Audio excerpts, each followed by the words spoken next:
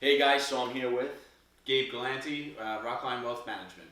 and we just did a podcast and went over his life story where he started from basically ninth grade on, how he got into the industry. We talked a little bit about his mentor, Larry, and it was a great podcast. You guys should have a listen. So basically, when we do these, we're trying to show kids that there are other alternatives, with their path, and your path is different than my path.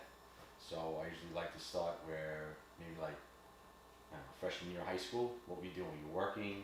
You're obviously going to school. Were you working weekends? But how'd you start out getting to the path you're at now?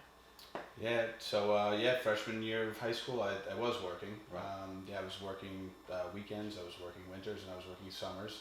Which is like super key. And I'm talking to West Allen kids tomorrow, and I tell them all if they're not working already, they should be. 'Cause Absolutely. I was doing the same thing. East Islip Lumber. Okay. It was an intense time, but it was a great time. What were you doing there? Like, Working in the yard. okay. But learned some great skills. Learned how to be coachable. Right. Learned how to work with customers. Right. Learned how to do my job and get up early and show up on time. Problem solve. Problem solve. Learn the value of the dollar.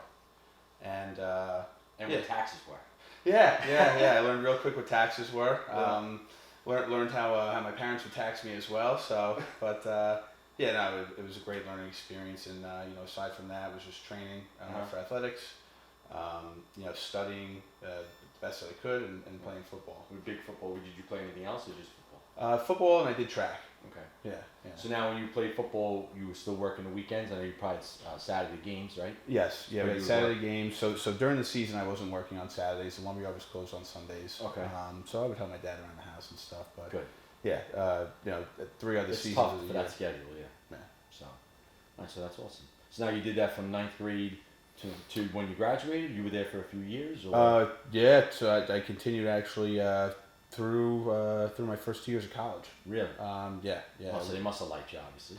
Yeah. Likeable guy. Yeah. I think the best thing I had to offer was that I listened. Mhm. And I didn't know how to do everything all the time, but I did what they wanted, and I got the job done, and I showed up. Right. I was consistent. Now, what year did you graduate high school? Graduated 2008.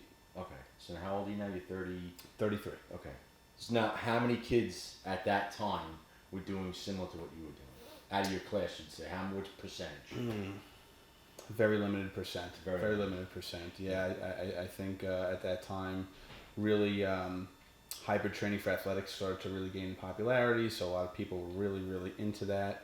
Well, they saw the money that could be made in it. Yeah, they saw the money that could be made. I think that some of the people on the teams that I was a part of might have been more affluent.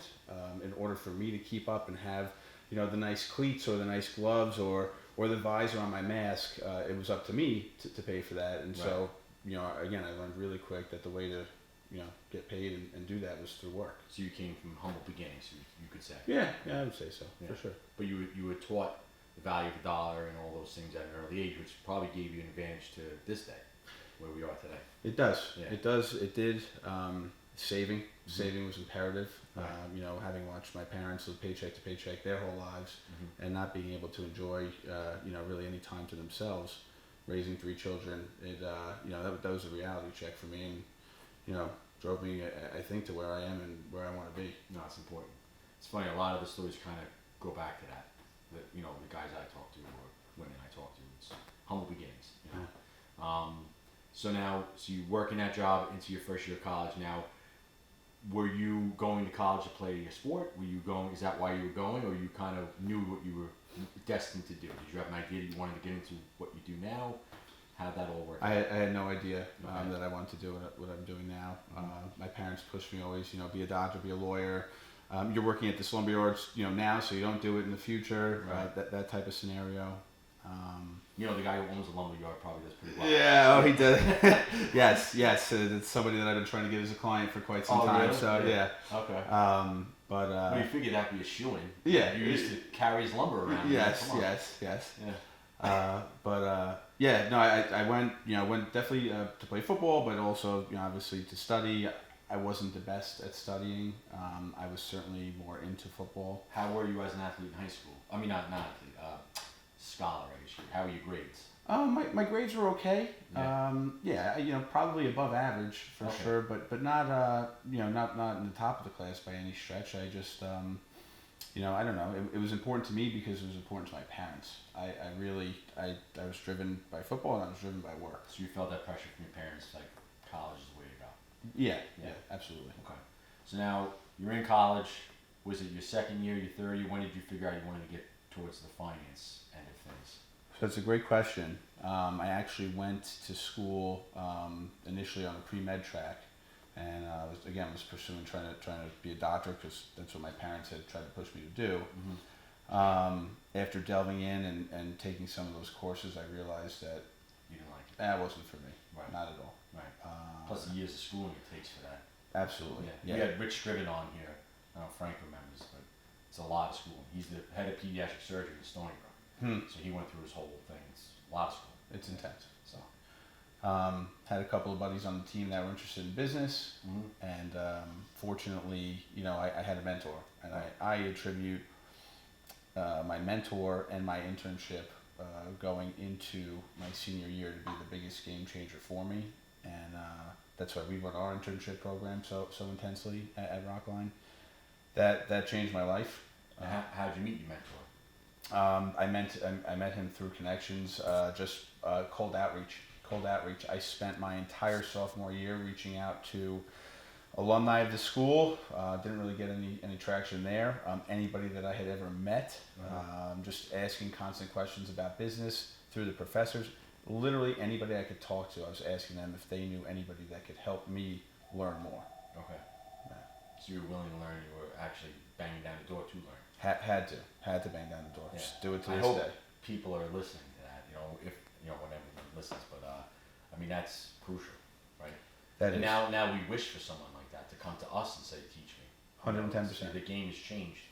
I was talking about how 20 years ago, no one wanted to teach me anything of this trade because they were worried about their job security. Mm-hmm. Now I think every single job out there is looking or waiting for someone to come across to say, "Hey, please teach me so I could help you." Yeah. And it's not happening as much as it used to. Yeah. Now, what college did you go to? I went to Gettysburg College in Pennsylvania. Oh wow, okay. Yeah. All right. So you reached out, all those people, you found a mentor. You want to say your mentor's name? Does he live local? Does he New York guy? Yeah. You don't have to say his name. Yeah, his first name's Larry. Okay, And that's and yeah, he lives in Manhattan. Great guy. Big finance guy. Yeah. Okay. He's a trader at a pretty large hedge fund. So you still have that relationship to this day? Absolutely. Awesome. Yeah, and he took the time through that internship to coach me and to help me, and we stayed in contact, all those years through the ups and downs and the craziness, and he's been instrumental in all of my growth. Awesome. So now you have your mentor, you're doing your internship. Where does it go from there? So at that point, I was not in an Ivy League school. I did not necessarily have the grades to get into the hedge fund field further than where I already was as far as an intern. Okay. So Not to cut you off, but what's the deal with that? Like, you have to be coming from an Ivy League school to get into that network circle, or is it? I think Is it more of a networking thing, or is it more like? yeah, I would say truthfully, it's all networking at this point. I know that the industry tries to hold a certain level of prestige and act like the Ivy League is necessary, and I would argue that couldn't be more false. And I would say that our company in particular doesn't look at the college. That's not the first thing we look at on a resume. And truthfully, you don't necessarily need to graduate college to come into our field. What is the first thing you're looking for? First thing I'm looking for is their response time. Okay. When they reach out, and then we counter back to them when we're looking to set up an interview time, I want to see how quickly they get back to us. So if you're listening, that's number one. Yeah. Right. Undoubtedly. One of our biggest things is moms and dads reach out to me to get their kids jobs, which is not what should be happening. Yeah. So response is number one, and then obviously attitude, right? Attitude, showing up on time, not missing any phone calls, coming prepared, Okay. doing things that are teachable. We're not looking for any skills that you can't teach. Right. No, it's perfect. Now, so you leave your internship, you have your mentor. Where's your first job from there? First job from there was a very, very small brokerage in the city. A little bit of a different way of doing business. Clients primarily in the Midwest, people not meeting face to face, more stock trading. Telephone call. Kind of Yeah, 500 phone calls a day minimum. Really? Yeah. So like Wolf of Wall Street kind of stuff. But not Wolf of Wall Street. Yes. Stockbroker type stuff for Right. sure. Yeah. Now, I watch videos and this stuff all the time, but I guess technically you are telemarketing at that point, right? You're just cold calling people. Yeah. That's just a better word for it. Yeah. What was like your opener? How did you get to the door to open for that? Like that's got to be extremely hard. It was very hard. We would open and come to them with an idea, and whatever that idea of the week or the day or the month was, hopefully that idea would capture them. Mm-hmm. And I would say out of the 500 plus calls a day, maybe we would get 20 people to listen to us off of the first couple of lines that we would discuss. Maybe 4 or 5 of those people would allow us to actually have a full discussion with them. Mm-hmm. And the rate of conversion to a client after that is not too high, too high. Yeah. So how many people would you say thought they wanted to do what you were doing and kind of said, "Ah, this isn't for me"? Like, and how fast? Oh, we would see some pretty tremendous Drop turnover. off. Yeah. So that it was all commission based. Right. So Not getting paid. while you're starting off, that you're not making any money. Right. It was rough. There was just a tremendous amount of turnover. So what made you stay? I saw that other people were doing it, so it wasn't impossible. Why not? Why can't I do it? Right, 110%. Yeah. All right. So you're working at this firm. You cold calling people. Where was like the okay, I'm getting in my stride here. How long did it take for you to figure it out?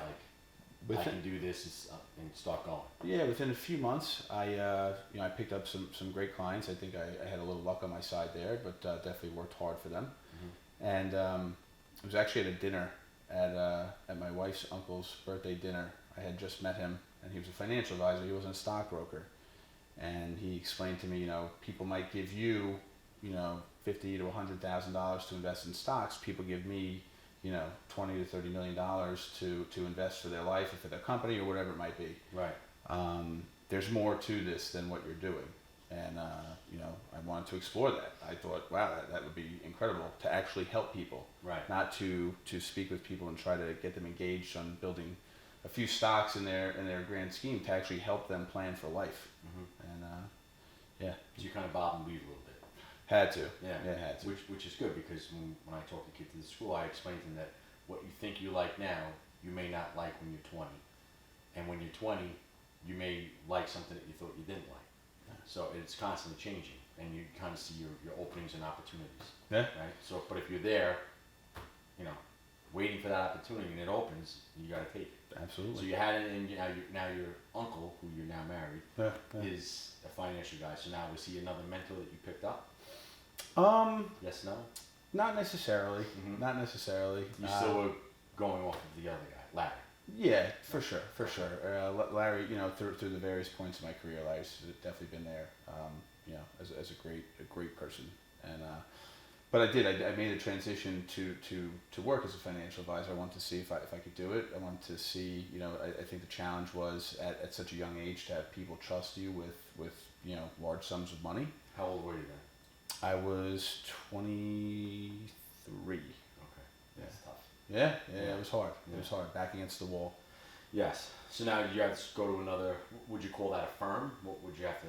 So you went to another firm that specializes in financial advising. Yes. And you learned from there. Yep. Now is it the same firm you're at now, or? So from there, we actually ended up. I met another. I would say mentor, partner, great friend, and we linked up and we started our own firm. He took a leap of faith with me that I will forever be grateful for. Right. I'll say at that point I had been in business for 6 years, and I believe he had been in business for 35 years. Wow. Working for a company. Right. Right. Just incredible, knowledge that he has transitioned to me, incredible relationships that he had built over 3 decades of working with people, 2 and 3 generations of the same family. Just couldn't ask for more. Well, that's the perfect partner, because now you have, you get a client who's like, oh, he's young, right? Talk to my partner. Kind of makes a perfect match for you guys. Absolutely. So, good. So how long did you start that company? We started in 2018, April of 2018. And what's the name of that company? That is Rockline Wealth Management. Awesome. Yeah. So now when you guys left, it was just you two? It was us. We had an associate, and then a good buddy of mine joined us on a whim. Actually, he was over for dinner one night, and I said, "Hey, we're doing this crazy thing, and it's happening in a couple weeks. You wanna give it a shot?" And he joined us, and he's with us today, and he's definitely a rock of everything that we do. Awesome. So now, so 2018, you guys are probably building up, right? And then COVID hits. Did COVID change your business at all? Well, not really. COVID was intense. So we left. They shut our building down initially. I think we were home because we were deemed essential. I think we were home for about a month, and we just felt, although we did, we did the whole virtual meeting every morning, kept all of our meetings up with our clients while everybody was going through that crazy, terrible time. Right. I think we felt that the risk of not being together in the same place physically outweighed, the risk of just, not. Zooming everything. Right. And so probably about 4 to 5 weeks in, we decided everybody's heading back to the office, which we were all super nervous about. Right.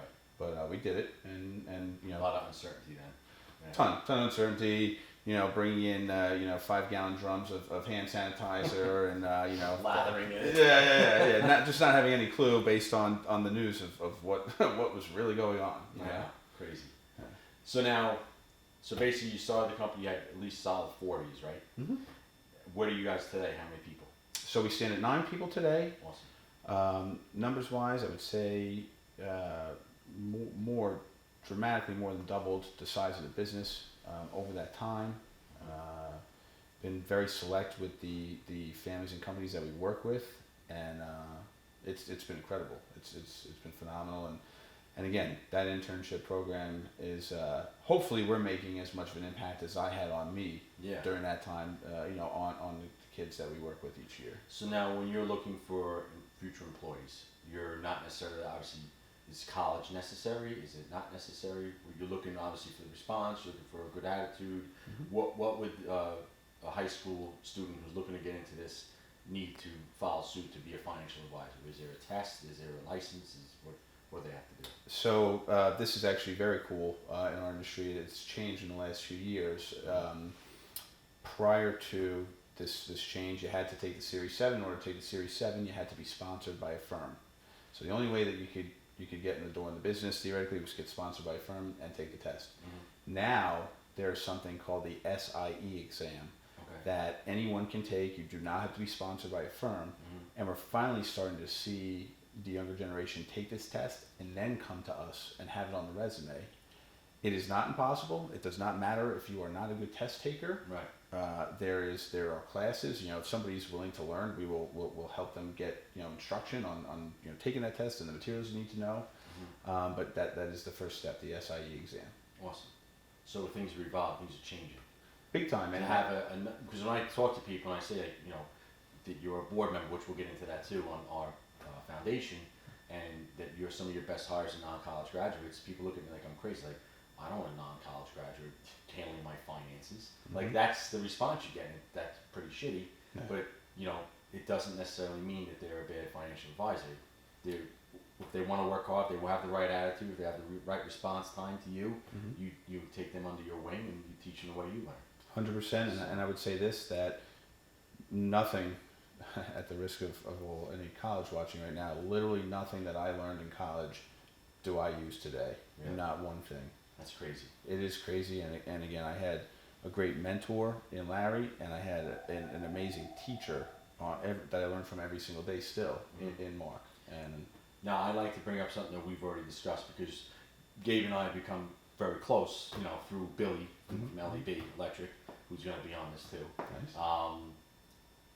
I know you said as far as when you sit down with a family now, and everyone's like, oh, I got to save for college, you almost, I don't want to say you steer them away, but you make them aware that college may not be what it is today in 20 years, because it's the thing. I don't say it's come crashing down, but a lot of people are coming not as numb to the fact that they can still be successful without college.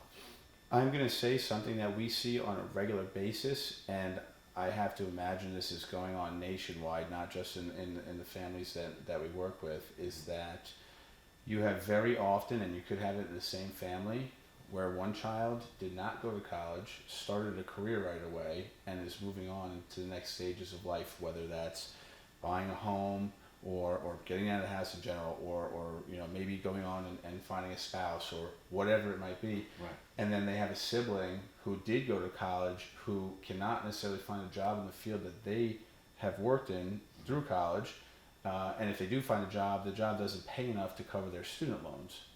And so, there can be points of college that are still relevant, but I'm just seeing it too often to not be completely truthful in my beliefs that if things keep going in that direction, I think that the number of people where it makes sense for them to attend college is going to continue to dwindle dramatically.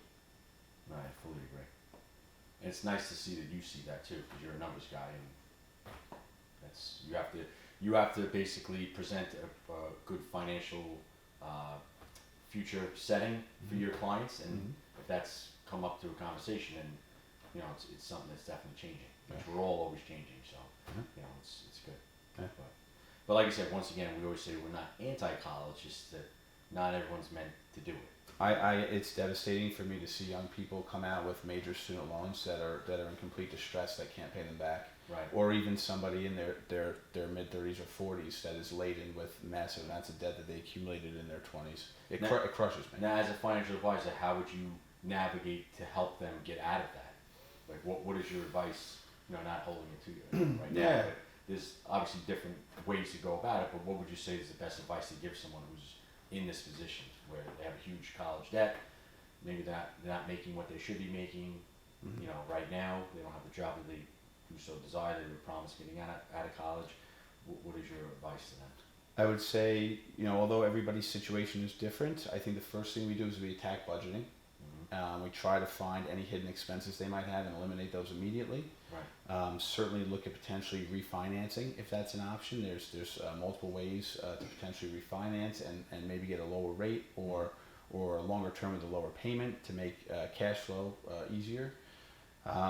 So there are strategies that you can employ, but I would say more often than not, when we're having that discussion, the person that we're speaking with or the people that we're speaking with are they have an uneasy feeling. They're not, they might not be enjoying life at that point. You're defeated. Yeah. It's a horrible feeling. When I see it too, because I see kids that have a 4-year degree and paid a lot of money for it, coming in to learn what we learn, and now they're starting from scratch again because they're completely calling green. You probably say the same thing in Europe.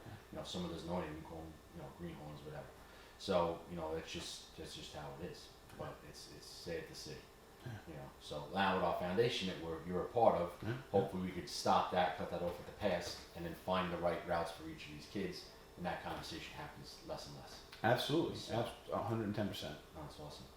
So now 9 guys, Rockline Wealth Management. Yes, sir. Anything else?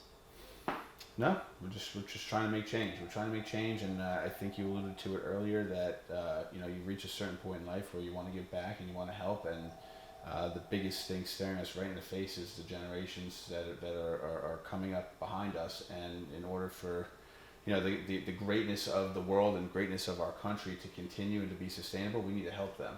Yeah. And we're out there and we're going to make an impact. Right. I have one more question actually from a finance perspective. What do you think financially is going to happen with all these baby boomers who are still working when they finally stop working? Because I had this conversation yesterday with one of my mentors who's 79 and still pretty much works. Yeah, so that's an interesting one. You could have a couple of outcomes. You could have a situation where it allows for opportunity for the younger generations to come up and maybe get those jobs that weren't there. Right. You could have find that maybe those jobs weren't necessarily needed, but people, maybe business owners and management were just being loyal. You could have artificial intelligence come and sweep the path and take all those jobs and hopefully create new ones. So that's going to be interesting. That's a major demographic change that we're undergoing. It's happening. Yeah. And we'll see. That's cool.